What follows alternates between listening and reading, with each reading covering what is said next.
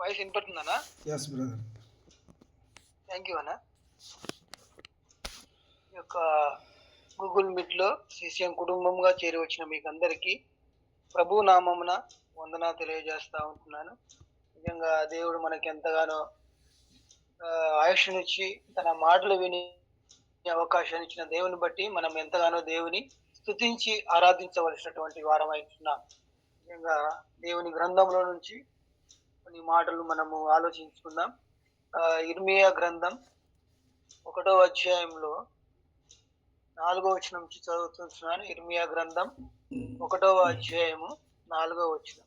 యెహోవా వాక్కు నాకు ప్రత్యక్షమై ఇలాగ సెలవిచ్చెను, గర్భములో నేను నిన్ను రూపింపక మునుపే ఎరిగి తిని, నీవు గర్భము నుండి బయలుపడక మునుపే నేను నిన్ను ప్రతిష్ఠించి జనములకు ప్రవక్తగా నిన్ను నియమించితిని.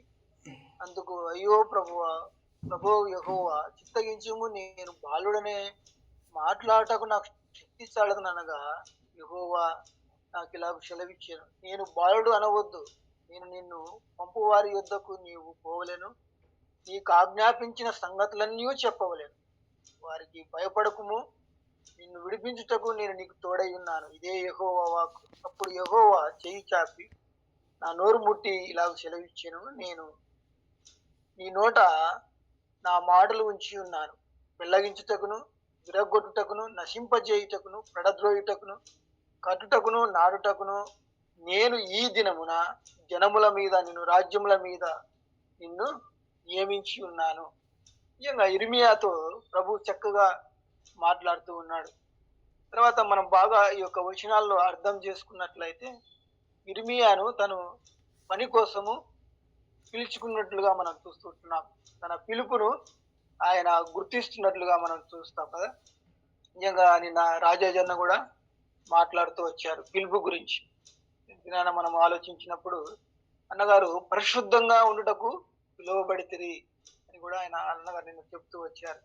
సో దాంట్లోనే భాగంగా ఇక్కడ ఇర్మియాను పిలుచుకుంటున్నాడు. కానీ ఇర్మియా అయితే నేను బాలుడను, నీ మాటలు చెప్పడానికి శక్తి చాలదని ఆయన అంటున్నప్పుడు నిజంగా దేవుడు ఎంతగానో ఇర్మియాను బలపరుస్తూ ఉంటున్నాడు. నేను నీకు తోడై ఉంటున్నాను కదా.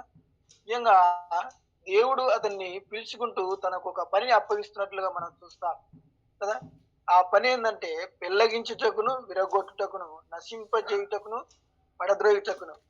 నిజంగా ఈ మాటలు వినినప్పుడు నిజంగా మన యొక్క జీవితాల్లో ఆలోచించవలసినటువంటి అవసరత ఎంతైనా ఉంది. మనం కూడా ప్రభు అయినటువంటి యేసుక్రీస్తు ద్వారా ఈ లోకంలో ఆయన రక్తం ద్వారా మనము పవిత్రపరచబడి దేవుల్లో ఉన్న పాపములన్నింటినీ ఒప్పుకొని ఆయన దగ్గర విడిచిపెట్టి రక్షణ అనుభవంలోకి వచ్చినటువంటి మనము దేవుని యొక్క పనిని చేయాల్సినటువంటి అవసరత ఎంతైనా ఉంది. దేవుడు కూడా మనకు ఒక బాధ్యత అప్పగిస్తున్నాడు అనే విషయాన్ని ఫస్ట్ ఆఫ్ ఆల్ మనం ఏం చేయాలా? మనము ప్రతి దినము ఏం చేయాలా? పరిశుద్ధపరచబడాల. దేవుని సన్నిధానంలో వాక్యం చదువుకొని ఆయనకు మనం ప్రార్థన విజ్ఞాపనలు తెలియజేసేటువంటి అవసరత ఎంతైనా ఉంది కదా. నేటి దినాల్లో చూస్తే మనము వాక్యం చదువుటలైతేనేమి, ప్రార్థన చేయటంలో చాలా వెనకబడి ఉన్నామనే సత్యాన్ని ఖచ్చితంగా ఒప్పుకోక తప్పదు. నిజంగా ఎందుకంటే దేవుని యొక్క మనసును మనం ఎరిగినప్పుడు దేవుని యొక్క ఉద్దేశాలు నిజంగా దేవుడు చక్కగా ఈ యొక్క ఇర్మియాకు తెలియజేస్తున్నాడు. అయ్యా, ఎప్పుడు నిర్మించినాడంటే, నేను నిన్ను రూపింపక మునుపే నిన్ను ఎరిగి తిని, నీవు గర్భము నుండి బయలుపడక మునుపిగే నేను ప్రతిష్ఠించి ఉన్నాను అంటున్నాడు. అంటే ఎందుకొరకు? నువ్వు నాకు కావాలి, నువ్వు నాలా జీవించాలి. నాలా జీవించినప్పుడు నేను ఏ విధంగా అయితే భూలోకంలో పని చేశానో అలా నువ్వు కూడా చేయాలా అనే ఉద్దేశంతోనే నిన్ను నేను ఎప్పుడో జగత్ పునాది వేయబడక ముందుకే అని ఒకసారి రాస్తాడు. నిజంగా అలా మన కోసం ఏర్పరచుకున్నటువంటి ఒక ప్లాన్, పర్పస్ మన పై ఉంది. సో దేవుడు మనకు ఒక ఉద్దేశంతో భూలోకానికి పంపించాడు. సో ఆయన కోసం జీవించాలా, ఆయనలా జీవించాలా, ఆయనలా మనము రక్షణ అనుభవంలోనికి లేని వారి మనం దేవుని యొద్దకు తీసుకురావాలనే ఉద్దేశమే దేవుని యొక్క సంకల్పం. సో దేవుని యొక్క ఆలోచనలు అవి. అందుకే ఇర్మియాతో చక్కగా మాట్లాడుతూ నిజంగా నేటి దినాల్లో పెళ్లగించుటకును, నిజంగా విరగొట్టుటకుడు, నిజంగా ఎందరో పాపం అనే యొక్క బంధకాల్లో నిజంగా వారి నుంచి మనం పెళ్లగించాలా. వాళ్ళందరినీ మనము ఆ యొక్క బంధకాలతో ఉన్నటువంటి వారిని బంధకం నుంచి విరగొట్టేసేయాలా వాళ్ళు. అందుకే యూఎస్ఏలో ఒక క్యాంప్ కూడా చేస్తారు. Freedom camp. అంటే సాతాను యొక్క బంధకాల నుంచి వాడి యొక్క చేతుల్లో బందీలుగా ఉన్నటువంటి వారి నుంచి విడుదల చేయుటకు, అందుకే నశింపజేయుటకును సాతాను, నిజంగా సాతాను శక్తులను మనం నశింపచేసే విధంగా ఉండటానికి పడద్రోయుటకు, నిజంగా ఇలా చేసినప్పుడు తర్వాత వాళ్ళను కట్టాలా. ఏది ఒక యేసుక్రీస్తులో వాళ్ళను ఒక కుటుంబంగా అయితే ఏమి, వాళ్ళకు యేసుక్రీస్తులో ఉన్నటువంటి ఈ నీ వాక్యం అనే వాటితో, నిజంగా నీళ్ళనే వాక్యం ద్వారా వాళ్ళను కట్టాలా, నాటాలా. నిజంగా ఆయన యొద్ద వారిని నాటినప్పుడు నిజంగా ఆయన అందుకే జనముల మీద నిన్ను నియమిస్తున్నాను. నేటి దినాల్లో ఉన్నటువంటి సమాజంలో ప్రజలు నిజంగా ఎంతగానో దేవునికి తెలియక, ఎందరో దేవుడికి యేసుక్రీస్తు ప్రభు అని తెలియక, నిజంగా తెలిసిన వాళ్ళు ఏదో నామకార్థంగా ఉంటూ దేవుని ప్రతిదినము ఆరాధించకుండా, దేవుడు చేసినటువంటి మేలు అనుభవిస్తూ, దేవుడిచ్చినటువంటి సృష్టిని అనుభవిస్తూ, దేవునే గుర్తు చేసుకోక ఈ లోకమే వాళ్ళకు దేవుడని నిజంగా అలా జీవిస్తున్నటువంటి వారికి నువ్వు వెళ్ళి నా మాటలు చెప్పు, నిజంగా వాళ్ళని పెంచు అని ఆయన తెలియజేస్తూ ఉంటున్నాడు కదా. ఎంతగా చక్కగా ఇర్మియాను దేవుడు ఎక్విప్ చేస్తుంటున్నాడు, బలపరుస్తూ ఉంటున్నాడు. నేను నీకు తోడై ఉంటానయ్యా అని ఆయనను నీ యొక్క ఆయన ఎంతో చక్కటి మాటలు రాస్తాడు. నా నోరు ముట్టి నాకు ఇలా సెలవిచ్చెను, నీ నోట నా మాటలు ఉంచి ఉన్నాను. సో మన నోట్లో దేవుని మాటలు మనం ఊరికే వెళితే సార్ ఆయన మనతో వాళ్ళతో మాట్లాడడానికి ఆయనే మాట్లాడతాడు. మీ ద్వారా ఆయనే ఏం మాట్లాడాలో, వాళ్ళకి ఏం అవసరం అవుతుందో నువ్వు దేవుని సన్నిధిలో మోకరించి, ప్రభువా నేను ఈరోజు వెళ్తున్నాను, అతనితో మాట్లాడాలని ఇష్టపడుతున్నాను, అతనికి 4 మాటలు చెప్పాలని, మీ సన్నిధికి తీసుకురావాలని మనం ఇష్టపడుతున్నాను అన్నప్పుడు దేవుడే నీ ద్వారా మాట్లాడి అతనిలో కార్యం చేసేవాడు. అందుకే చక్కగా రాస్తాడు పౌలైన అపోస్తలుడు, కార్యసిద్ధి కలగజేయవాడు దేవుడే. మనం ఏం చేయాలా? ఊరికే మాటలు చెప్పాలా, కార్యం చేసేది మాత్రం దేవుడే. వాళ్ళలో హృదయాల్లో దేవుడు ప్రేరేపించి ఆ దేవుడు వాళ్ళను ఏర్పరచుకుంటాడు. నిజంగా చక్కటి మాటను కదా. నిజంగా యోనా గురించి కూడా మనం చూసినప్పుడు ఇంకొక మాట చెప్పాడు. ఈ యొక్క నినివే పట్టణం ఉగ్ర రాబోతుంది, మీరు మారు మనసు పొందండి, పశ్చాత్తాపడండి అయిపోయాయి. ఇక దేవుడే వాళ్ళ హృదయాల్లో నిజంగా వెంటనే యాక్చువల్ గా ఎవరైతే భయపడ్డాడు, బట్ దేవుడు తన కార్యాన్ని చేశాడు. దేవుడే చేసి వాళ్ళ హృదయాలు ప్రేరేపించి గొనపట్టబడుకొని పశ్చాత్తాపడి ఉపవాసం ఉండి కన్నీళ్లు విడిచినప్పుడు ఆ ఉగ్రత అంతా కూడా ఆ యొక్క పట్టణం అంతా కూడా నిజంగా రక్షింపబడినట్లు మనం చూస్తాం. నేటి దినాల్లో ఒక క్రైస్తవులుగా, దేవుని నమ్ముకున్నటువంటి పిల్లలుగా నిజంగా నూతనంగా మనము సువార్త ప్రకటిస్తున్నాం, వాళ్ళకు వాక్యం చెప్తున్నాం, కానీ వాళ్ళను మనం ఏం చేయాలంటే ఫాలో అప్ చేయడంలే. అంటే ఒక సువార్త ప్రకటిస్తాం, ఇక మనము అతను దేవుని నమ్ముకున్నాడో లేదో, అసలు వాళ్ళతో దేవునిలో బలపడుతున్నాడో లేదో, నిజంగా అతనికి రక్షణ అనుభవం ఉందో లేదో, అస్యూరెన్స్ ఆఫ్ సాల్వేషన్ ఉందో లేదో, నిశ్చయిత ఉందో లేదో, మనం వాళ్ళతో కమ్యూనికేషన్ గ్యాప్ మనకు వస్తూ ఉంటాం. నిజంగా ఒక ప్రసవించిన తర్వాత తల్లి పిల్లలను ఎక్కడో వదిలేస్తే వాళ్ళు ఎలా పెరుగుతారు, ఎక్కడ ఏమి తిని ఎలా పెరుగుతారు అని ఆలోచించినప్పుడు చూస్తే, పేతురు మొదటి రాసిన పత్రికలో ఆయన చూస్తే, పేతురు రాసినటువంటి మొదటి పత్రిక 2వ అధ్యాయంలో 3వ వచనంలో ఒక మాట రాస్తాడు. నిజంగా ప్రభు దయాళుడని మీరు రుచి చూచి ఎడల సమస్తమైన దుష్టత్వము, సమస్తమైన కపటము, వేషధారణ, అసూయ, దూషణ మాటలు మాని కొత్తగా జన్మించిన శిశువును పోయిన వారై నిర్మలమైన వాక్యమును పాల వలన రక్షణ విషయంలో ఎదుగు నిమిత్తము ఆ పాలను అపేక్షించుడి.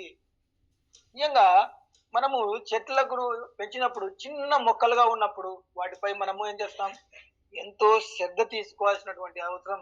నర్చరింగ్ అంటారు, నర్సరీలు. వాటికి ఎక్కువ ఎండ రాకుండా పైన ఏం చేసింటారు, కవర్ ఇచ్చింటారు. తర్వాత వాళ్ళకి ఒక చిన్న కుండీలో పెట్టి ఎంతగానో దానిలో చాలా కేర్ తీసుకోవాలి కదా.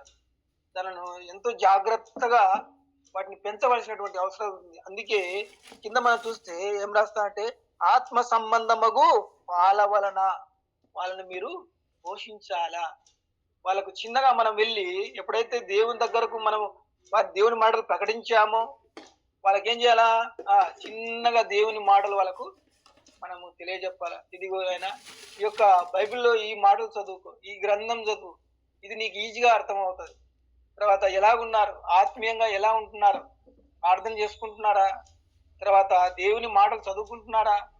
సో, మీ ఇంట్లో సమస్యలు ఏమున్నాయి? సో, దీంతో పాటు నిజంగా అలా పేతురు గారు ఎంత చక్కగా చేస్తాడో ఆయన బైబిల్ గ్రంథంలో రాస్తాడు. కొన్ని మాటలు చెప్పి మనం ముందుకు వెళ్దాం.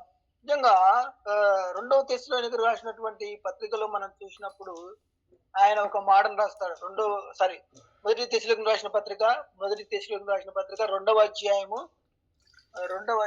మనం చూస్తే చక్కగా అక్కడ 7వ వచనంలో ఆయన ఏమంటాడు? అయితే స్తన్యమిచ్చు తల్లి తన సొంత బిడ్డలను గారవించినట్లుగా మేము మీ మధ్య సాధువులమై ఉంటిమి. ఏ విధంగా తెలుసా? తల్లి సొంత బిడ్డలను గారవించినట్లుగా వాళ్ళు ఎక్విప్ చేస్తుంటున్నారు, వాళ్ళు బలపరుస్తూ ఉంటున్నారు. నిజంగా పౌలు కూడా ఎన్నో సంఘాలను కడుతూ వచ్చాడు కదా. పౌలు ఎన్నో సంఘాలు అంటే ఆయన వెళ్ళడం, సువార్త ప్రకటించడం, వాళ్ళలోనికి రక్షణ అనుభవంలోనికి తీసుకురావడం, తీసుకొచ్చిన వారిని ఒక సంఘంగా ఏర్పాటు చేసిన తర్వాత వాళ్ళకు ఇంకా వదిలిపెట్టలే, ఇంకా వాళ్ళని విడిచిపెట్టలే. వాళ్ళు ఎలా అయితే పోని ఇంకా వాళ్ళ దేవుని ప్రకటించాం, వార్త చెప్పినాం, ఇంకా వాళ్ళ ఇష్టం, వాళ్ళ జీవితం, మనమైతే పని అయిపోయింది అని ఈ యొక్క పౌలు గారు చేతులు దులుపుకోవటంలా. బట్ వాళ్ళ గురించినటువంటి ఆలోచన, వాళ్ళ గురించినటువంటి శ్రద్ధ, వాళ్ళతో మాట్లాడుతున్నప్పుడు తల్లి గారవించినట్లుగా. నిజంగా పిల్లలను తల్లి అసలు ఎంతగా గారవిస్తుందో మనకు తెలుసు కదా. యాజ్ ఎ తల్లిదండ్రులుగా మనకందరికీ ఈ యొక్క సన్నివేశం అర్థం చేసుకోవచ్చు. సొంత బిడ్డలను రాస్తాడు. సొంత బిడ్డలను గారవించినట్లుగా మేము మీ మధ్య సాధువులమై ఉంటిమి అంటున్నాడు. అక్కడ రాస్తే కింద ఫుట్నోట్లో శిష్యులమై ఉంటిమి. చిన్న బిడ్డల వలె వాళ్ళను చిన్న బిడ్డలు ఎంతగా మనల్ని సతాయిస్తారో లేదా ఎంతగా ఇబ్బంది పెడతారో మనమందరం ఎరిగినటువంటి వారమే. అయినప్పటికీ సో వాళ్ళని ఏ విధంగా ఫాలో అప్ చేస్తుంటున్నారు, వాళ్ళని ఏ విధంగా ఎక్విప్ చేస్తున్నారు ప్రభువులో. మీరు ఇలా ఉన్నారు, మీ జీవితాలు ఇలా ఉన్నాయి, ఇంకా మార్చుకోవాలా, ప్రభువులో మీరు ఎదగాలా అని వాళ్ళను పట్టించుకుంటున్నారు, వాళ్ళ బాగోగుల గురించి కదా. మనం కూడా నేటి దినాల్లో సువార్త ప్రకటిస్తాం కానీ నిజంగా అందుకే అంటారు కదా, నేను కనిన కుమారుడా తిమోతి. నిజంగా ఆత్మీయంగా మనం ఎంతమందిని కంటున్నాం? ఈ యొక్క సంవత్సరంలో ఎంతమందికి సువార్త ప్రకటించిన వారిని ఎంతవరకు ఫాలోఅప్ చేసిన వారిని ఎంతవరకు మనకు సంబంధం ఉంది, వాళ్ళతో వాళ్ళ యొక్క బాగోగులు చూస్తూ ఉంటున్నాం, వాళ్ళని అసలు పలకరిస్తున్నామా, వాళ్ళతో మనం రిలేషన్ కలిగి ఉంటున్నామా? సో ఇది దేవుడు చూసినప్పుడు ఎంతగానో పౌలు గారు అయితే చక్కగా జైల్లో ఉండి కూడా వాళ్ళ పత్రికలు రాస్తున్నాడు కదా. మీరు ఎలాగున్నారు? ప్రార్థనలో ఉన్నారా? దేవునికి కట్టబడుతున్నారా? దేవునిలో ఎదుగుతూ ఉన్నారా? ఎంత శ్రద్ధ అండి. అదే విధంగా ఈ యొక్క 2వ తెస్సలోనికీయులకు రాసిన పత్రిక ఇదే అధ్యాయంలో కూడా ఆయన రాస్తాడు. 12వ వచనంలో ఆయన ఏమంటా అంటే ఒక మాట రాస్తూ వస్తాడు. ఏంటంటే 12వ వచనంలో దేవునికి తగినట్టుగా మీరు నడుచుకునవలెనని మేము మీలో ప్రతి వానిని హెచ్చరించుచు, ధైర్యపరచుచు, సాక్ష్యం ఇచ్చుచు, తండ్రి తన బిడ్డల యెడల నడుచుకున్న రీతిగా మీలో ప్రతి వాని యెడల మేము నడుచుకుంటుమి. ముఖ్యంగా పేరెంటల్ కేర్, దీన్ని తల్లిదండ్రులు ఏ విధంగా పిల్లలను సంరక్షిస్తారో, ఈ లోకమైనటువంటి అవసరాలు అయితేనేమి, ఈ లోకంలో ఉన్నటువంటి వాటి ఏదైతే పిల్లలు అడుగుతారో అవన్నీ కూడా పైన అయితే తల్లితో పోల్చాడు, కింద అయితే తండ్రితో పోల్చాడు. ఇక్కడ పేరెంటల్ కేర్ ఇస్తున్నాడు. తండ్రి అనేవాడు కుటుంబంలో ఏవైతే అన్ని సమకూరుస్తూ వస్తాడో కుటుంబానికి, ఆ విధంగా వీళ్ళు కూడా వాళ్ళకి అన్ని కూడా ఆత్మీయంగా సమకూరుస్తూ వచ్చారు. అదేవిధంగా తల్లి ఏ విధంగా అయితే పిల్లలను సంరక్షించి కాపాడి పాలన విషయంలో ఏ విధంగా అయితే వాళ్ళను చూస్తుందో అలాంటి కేర్ కూడా వీళ్ళు ఇస్తూ వచ్చారు.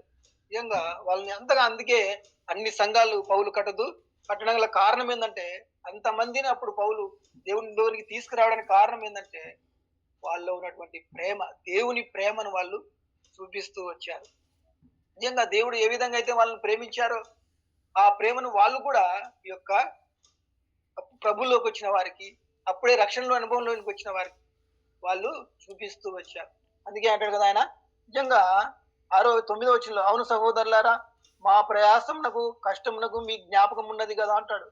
మీలో ఎవరికైనా భారంగా ఉండకూడదని రాత్రి బౌలు కష్టం చేసి జీవనం చేసి మేము సువార్త ప్రకటించితిమి. ఎవరికి భారంగా నిజంగా, ఎందుకంటే నూతనంగా వాళ్ళు అప్పుడప్పుడే దేవుని దగ్గరికి వచ్చినప్పుడు వాళ్ళకి మనం భారంగా ఉన్నామంటే వాళ్ళు ఆత్మీయంగా దెబ్బతింటారు. నిజంగా మేమే పోషించుకోలేని పరిస్థితిలో ఉన్నాం. వీళ్ళను మేము ఎలా పోషించాలా అనే స్థితిలోనికి వెళ్ళిపోతారేమో అని పౌలు గారు తన యొక్క డేరాలు గుట్టుకుంటూ పౌలల్లా నిజంగా తన జీవనాన్ని తానే పోషించుకుంటూ ఎంతగా దేవుడు వాళ్ళను నిజంగా పౌలు గారు ఎక్విప్ చేశాడు. ఏ విధంగా వాళ్ళను దేవునిలో పెంచాడో, పోషించాడో దేవునిలో, ఏ విధంగా వారికి సహాయం ఉన్నాడో వెనుకంట ఉండి వాళ్ళని ఆత్మీయంగా బలపరుస్తూ ఉంటున్నాడు కదా. సో ఇది నేటి దినాల్లో ఎంతైనా అవసరత మనకు ఉందన్నమాట. కాబట్టి మీరు పౌలు అయితే ఏ విధంగా ఉన్నారో దేవుడు కూడా, క్రీస్తు ప్రభు వారు కూడా మనం చూసినప్పుడు నిజంగా ఎన్నో గ్రామాలు తిరిగి వాళ్ళను ఆత్మీయంగా వాళ్ళతో స్నేహం చేసి వాక్యంతో పాటు నిజంగా దేవుడు ఎంతగానో వాళ్ళ పట్ల పరిశ్రమ చూస్తున్నట్లుగా మనం చూస్తాం. నిజంగా మత్తయి సువార్తలో కూడా ఆయన వారు రాస్తూ వస్తాడు. నిజంగా దేవుని ఆత్మీయ మాటలు బోధించిన తర్వాత ఆ యొక్క కొండ మీద ప్రసంగం తర్వాత దేవుడు ఆ యొక్క 5 రొట్టెలు 2 చేపల్లో ఉన్నప్పుడు అక్కడ రాస్తాడు కదా, ఏమంటారు అంటే వారి మీద కనికరపడి అనే మాటను రాస్తాడు. వాళ్ళకు 3 దినాలు వింటూ ఉన్నారు వారు దేవుని వాక్యాన్ని. వీళ్ళు నా ప్రజలు ఆకలితో ఉన్నారు, వీరికి ఆహారం నేను పెట్టాలా. ఎంత కన్సర్న్ కదా, ఎంత దయగలిగిన హృదయం దేవుడు నిజంగా అదే అలాంటి హృదయం నేర్చుకున్నాడు పౌలు గారు. దేవుని ద్వారా పట్టబడి ఎన్నో ఆత్మలు దేవుని సన్నిధిలోకి వచ్చిన తర్వాత ఎంతగానో వాళ్ళని ఎక్విప్ చేస్తూ, బలపరుస్తూ, స్థిరపరుస్తూ, వాళ్ళ బాగోగులు చూస్తూ, ఫిజికల్ గా అయితేనేమి నిజంగా వాళ్ళని ఎంతగానో, మరి అందుకే అంటాడు కదా కొన్ని విషయాల యొక్క రాస్తాడు ఆయన, నేను ఎంతగానో నిజంగా చాలా దేవుని సువార్త 8వ వచనంలో రాస్తాడు అన్నమాట. దేవుని సువార్తను మాత్రము కాక మా ప్రాణములను కూడా మీకు ఇచ్చుటకు సిద్ధపడి ఉంటిమి. ఈ మాట ఎంత చక్కగా పౌలు గారు రాస్తాడంటే కన్నీళ్లు విడివాల్సినటువంటి అవసరం. నేను నీ కొరకు ప్రాణం ఇస్తున్నా అంటే, ఆ మాట చెప్తున్నా అంటే వాళ్ళ మధ్యలో ఉన్నటువంటి బాండింగ్ లేదా రిలేషన్, సంబంధం, ఆత్మీయ సంబంధం మనం ఎంతగా ఉందో మనం అర్థం చేసుకోవచ్చు. నిజంగా పౌలు గారు కొన్ని ప్రాంతాలు వెళ్ళినప్పుడు వాళ్ళతో మాట్లాడుతూ ఉన్నప్పుడు, తర్వాత అక్కడ నుంచి వెళ్ళిపోతున్నప్పుడు వాళ్ళ యొక్క, అంటే మనం పూర్వ దినాల్లో చూస్తాం కదా, సాగనంపడం కోసం వచ్చి కన్నీళ్లు విడిచిన వాళ్ళు బతిమాలుకుంటున్నారు, అయ్యా ఇంకా మాతో పాటు 2 రోజులు ఉన్నాయి, అప్పుడే వెళ్తావా. ఆ రిలేషన్, ఆ బాండింగ్ నేటి దినాల్లో మనం కలిగి ఉంటున్నామా? ఫిజికల్ గా లేదా ఆత్మీయంగా వాళ్ళని బలపరుస్తూ ఉంటున్నామా? ఎంతమందిని ఎలా ఉంది మన ఫెలోషిప్, ఆత్మీయ సహవాసం, సంబంధాలు ఎలా ఉంటున్నాయి? ఎంతసేపు అయినా ప్రార్థన, వాక్యం చెప్పిన తర్వాత వెళ్ళి అసలు ఇతరుల బాగోగులు ఎలా ఉన్నారు, వారి గురించి పట్టించుకునే ఆత్మీయంగా ఎలా ఉన్నారు, దేవుల్లో ఉన్నారా, అసలు మీరు లేరా? ఇలాంటి చేయాల్సినటువంటి అవసరత నేటి దినాల్లో ఎంతైనా ఉంది అని మనం తెలుసుకోవాలి. నిజంగా ఎందరో నిజంగా బాధలలో ఉంటున్నటువంటి వారిని మనం చూస్తూ వస్తాం. ఈ నిజంగా దేవుల్లో ఉంటున్నారు కానీ వాళ్ళకి ఎన్నో, అసలు మనం ఒకసారి స్టూడెంట్కి వెళ్ళి పలకరించినప్పుడు వాళ్ళతో మాట్లాడితే వాళ్ళు ఓపెన్ గా అయిపోతారు. వాళ్ళు ఉన్నటువంటి సమస్యలన్నీ చెప్పేస్తారు. అయ్యా మా నాన్న ఇలా తాగుబోతు, మా పరిస్థితి చాలా దారిద్రంగా ఉంది, ప్రార్థించండి. నిజంగా మనం వాళ్ళతో పెంచినప్పుడు వాళ్ళు ఓపెన్ అయిపోతారు.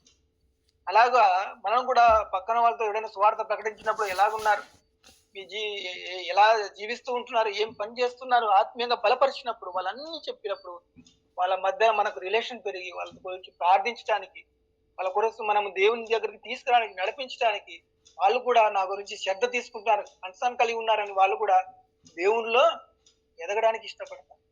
దేవుడు ఏ విధంగా అయితే ప్రేమ చూపిస్తూ వచ్చాడో అలాంటి ప్రేమను మనం చూపినప్పుడు నిజంగా దేవుని దగ్గరకు మనం ఎంతగానో నడిపించిన వాళ్ళు అవుతాం. నిజంగా నేటి దినాల్లో క్రైస్తవులు ఎలా ఉన్నారంటే, బంధింపబడిన యెషయా రాసిన గ్రంథం 61లో ఆయన చెప్తాడు ఏమంటే, ప్రభువగు యెహోవా ఆత్మ నా మీద వచ్చి ఉన్నది, దీనులకు సువార్త ప్రకటించుటకు యెహోవా నన్ను అభిషేకించెను, నలిగిన హృదయాలను దృఢపరచుటకును అంటాడు. ఎన్నో హృదయాలు నలిగి ఉన్నాయి సమాజంలో, ఎన్నో హృదయాలు ఎదురు చూస్తూ ఉంటున్నాయి, దేవుని మాటలు లేక, ఆదరణ లేక, సరిగ్గా. అందుకే నేటి దినాల్లో ఈ యొక్క బంధుత్వాలు అనేటివి తెగిపోయినాయి. కారణం సరైనటువంటి నిజమైనటువంటి ప్రేమ లేదు, దేవుని లాంటి ప్రేమ లేదు, స్వచ్ఛమైన ప్రేమ లేదు, స్వార్థము, అసూయలు పెరిగిపోయి అందుకే ఏమంటుంది తెలుసా, నలిగిన హృదయాలు గల వారిని దృఢపరచుటకును, చెరలో ఉన్న వారిని విడుదల చేయుటకును, బంధింపబడిన వారిని విముక్తి ప్రకటించుటకును, నిజంగా యెహోవా హితవత్సరము నుండి దేవుని ప్రతిదండ దినమును ప్రకటించుటకును, దుఃఖాక్రాంతులను ఓదార్చుటకును అని రాస్తాడు. దుఃఖంతో ఉండారు ప్రజలు ఇప్పుడు. క్రీస్తు వాక్యం ద్వారా, ప్రేమ ద్వారా వాళ్ళని ఓదార్చినప్పుడు వాళ్ళు ఎంతగానో ఎక్కువవుతూ దేవుని సన్నిధిలో బలపడడానికి, దేవునిలో స్థిరపడడానికి. అందుకే పౌలు గారు చేసినటువంటి పని అదే అండి. సంఘాల దగ్గరికి వెళ్ళి, అందుకే ఏమంటారు కదా, నర్చరింగ్ అంటారు దాన్ని. ఆత్మీయంగా మనము ఆ యొక్క గ్రౌండ్ లెవెల్లో ఉన్నటువంటి వారిని అలకరించి వాళ్ళు ఎంతగానో శ్రద్ధ తీసుకున్నప్పుడు వాళ్ళు దేవుని సన్నిధిలో పెరగడానికి ఇష్టపడతారు. అలా పెరిగినటువంటి వారిని ఏమంటారు తెలుసా, మనకి ఇచ్చినటువంటి ఇంకొక పని ఏమంటే, మీరు వెళ్ళి సమస్త జనులను శిష్యులుగా చేయుడి. శిష్యులుగా చేసిన తర్వాత ఏముంటది, నాయకులుగా చేయుడి. మనం ఈ తరం విడిచిపెట్టి వెళ్ళిపోతాం. ఏ దినమో మనం వెళ్ళిపోతామో భూమి మీద తెలియదు. మనం వెళ్ళిన తర్వాత అలా వాక్యం ప్రకటించడానికి, చెప్పడానికి, ఇలా జీవించడానికి నువ్వు ఎంతమందిని పౌలైతే తయారు చేశారో, తిమోతి నిజంగా లాంటి బర్నబా లాంటి వారిని ఎందరో దేవుడి కోసం తయారు చేసినటువంటి పిల్లలను నువ్వు ఎంతమందిని దేవుని కోసం కని వాళ్ళను నెక్స్ట్ జనరేషన్ లో ఇచ్చావు. వాళ్ళు ఎంతగా దేవునిలో పోషించి పెంచగలిగావు. నీ కుమారులు ఎంతమంది ఆత్మీయంగా కలిగిన వారు అని ఆలోచించినప్పుడు ఎవరు కూడా ఎనకలేరు కదా. కారణం మనమే సక్రమంగా లేదు. మనమే సరిగ్గా దేవుని వాక్యం చదువుకోవడం, దేవునిలో రిలేషన్స్ తక్కువ, దేవునితో ఉన్నటువంటి సంబంధ బాంధవులు తక్కువైపోయినప్పుడు దేవుని యొక్క భారాన్ని మనం అర్థం చేసుకోలేని వారిని అవుతాం.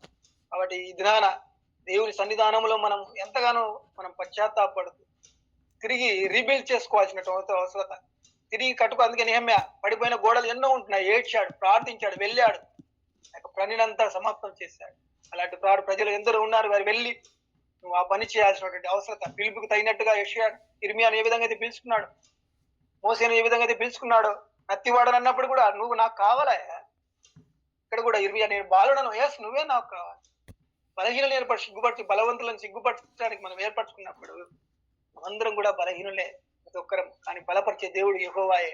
అలాంటి కృప దేవునితో మనము ఈ యొక్క సంవత్సరంలో అయినా దేవుని స్వార్థ ప్రకటించి కొందరినైనా దేవుని దగ్గరకు తీసి వాళ్ళు పెంచి పోషించి సంరక్షించినప్పుడు దేవుడు ఎంతగానో సంతోషించేవాడుగా ఉంటున్నాడు. అలాంటి కృప దేవుడు మనకు అందరికీ దయచేయాలని ఆయన సన్నిధిలో మోకరించి ప్రార్థించుకుందాం. Thank you brother. Praise the Lord. Praise the Lord అన్న. మరి చక్కటి వాక్యాన్ని పెంచుకున్నటువంటి